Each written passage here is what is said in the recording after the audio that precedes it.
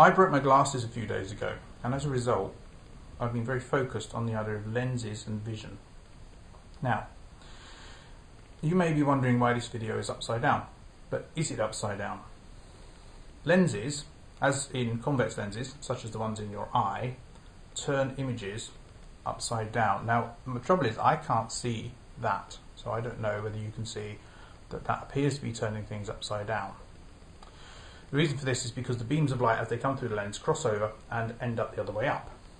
As a result, people often make the claim that when you see images on the back of your retina, they will be upside down, which is true, but then they say that the brain turns the image the other way up. Now, there used to be a comic strip in the Beezer and then the Beano called the Numbskulls. In this comic strip, there were people living inside someone's head who would do things like see things and so forth. This is the kind of idea which is expressed by the idea that things get turned upside down by the brain. They get turned the right way up again by the brain. In fact, this is wrong for two reasons. The first reason is philosophical. Here is an image of a diagram of how people think it happens. There's the house that gets crossed over and performs the image at the back of the retina, which appears to be upside down. Then it goes into the brain and gets perceived by some little man or little woman looking at a projection screen, seeing it the right way up. That does not happen. In fact, what happens is the brain turns the rest of your body upside down with respect to you. This is what it does. Here is what is known as the sensory homunculus.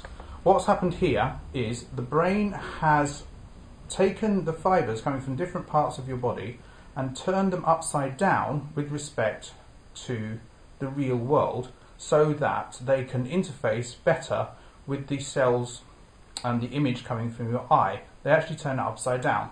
This is the top of the brain and this is the bottom, and this is a wrinkle in the brain along which it's mapped, and as you can see, it's mapped using different sizes.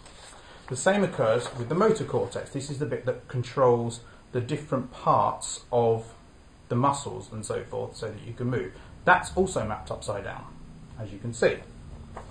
Now, it's also mapped in such a way that larger parts of your body, such that more sensitive parts of your body have a larger part of the brain mapped onto it. So, for example, you have large hands, large lips, large tongue as well actually, but I've not shown that, and smaller feet and smaller torso. This does actually vary according to the sexes for a reason I don't want to go into, but I think you can probably guess it.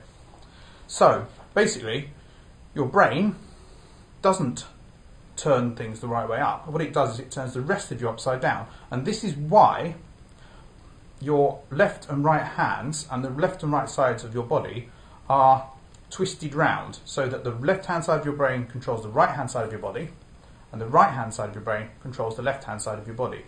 If your brain didn't do that, it would have to turn vision upside down instead. But the other issue is, of course, that the image does not exist in the same way as it exists projected onto a screen, because that is known as the homunculus fallacy, and that is something which can't happen because you can't step outside yourself, because you are, at least your brain, possibly more than that, and there is not some observer beyond you which can see you from outside and say, oh look, he's turning it upside down. It doesn't matter how that happens, whether it turns so in a sense, the brain doesn't even turn your map of your body upside down, because you simply are the whole universe as far as you're concerned. You are not able to step outside and see yourself from outside, and that is a point in Heidegger's philosophy known as a confusion between the Sein and the Seiende. People think of themselves as like other objects, but people are only other objects to each other, and they are in fact the whole of being themselves. The furthest star is part of you because you are the one perceiving it.